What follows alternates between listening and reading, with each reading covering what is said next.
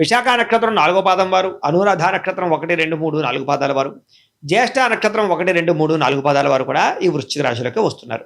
ఈ సంవత్సరం వృశ్చిక రాశి వారికి ఆదాయం 11, వ్యయం 8గా కనపడుతోంది. అయితే చాలా బాగా డబ్బులు సంపాదించడానికి ప్రయత్నం చేస్తారు. బాగా కష్టపడతారు, తాపత్రయపడతారు. డబ్బులు నిల్వ చేయడానికి, పొదుపు చేయడానికి, ఫిక్స్డ్ డిపాజిట్లు వేయడానికి, పెద్ద పెద్ద ఇన్వెస్ట్మెంట్లు చేయడానికి చాలా అవకాశాలైతే కనపడుతున్నాయి. అయితే దానికి తగ్గ ఖర్చు కూడా కనపడుతుంది కాబట్టి దుబారా ఖర్చులు చేయకుండా ఉండడం, లేదా ఆదాయ వ్యవహార విషయాలు జాగ్రత్త తీసుకోవడం, ఎవరికైనా డబ్బులు అప్పిచ్చినప్పుడు లేదా వ్యవహారాలు చేసినప్పుడు జాగ్రత్త తీసుకోవడం మంచిది.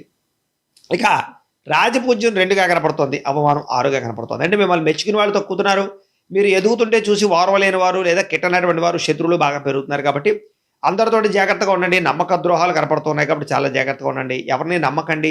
అందరితోటి కూడా జాగ్రత్తగా మాట్లాడడానికి ప్రయత్నం చేయండి ఈ సంవత్సరం. ఇక ఈ సంవత్సరం ఏంటంటే కనుక సామాన్యంగా అనుకూలమైన ఫలితాలే కనపడుతున్నాయి కాబట్టి ప్రైవేటు ఉద్యోగస్తులకు ఉద్యోగ సమస్యలన్నీ పరిష్కారం అవుతాయి. ఉద్యోగాభివృద్ధి, ప్రమోషన్లు, ఇంక్రిమెంట్లు పొందగలుగుతారు.